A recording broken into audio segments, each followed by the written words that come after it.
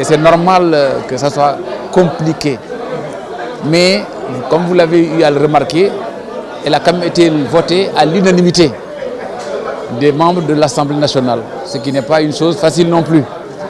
Donc, sant Yàlla, ça s'est bien passé. Ce risque est pris en charge. Nous avons quand même tiré les leçons de la loi Jamra. C'est pour ça qu'une loi pareille doit nécessairement s'accompagner, être accompagnée par la modification des dispositions du Code de procédure pénale. Et c'est ce qu'il est en train de faire.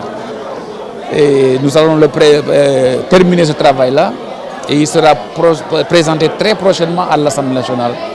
Et je vous assure que les cabinets d'instruction ne seront pas surchargés.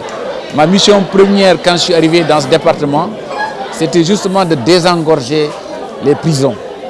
Et donc je ne vais pas poser un acte qui va dans le sens contraire effectivement de cette demande que la société sénégalaise veut dans sa globalité.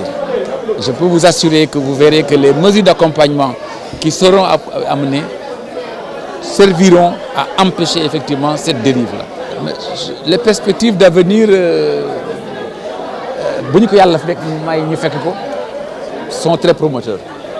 D'abord, cette loi que dont on vient de parler sera accompagnée.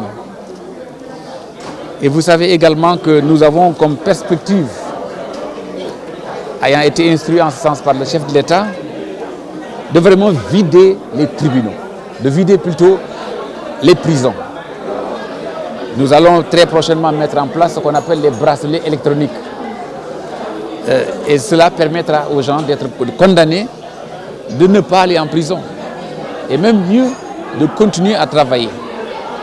Et ça, pour moi, c'est une mesure qui va venir très prochainement et je pense que ce sera une excellente mesure pour le Sénégal et pour tous les Sénégalais, entre autres.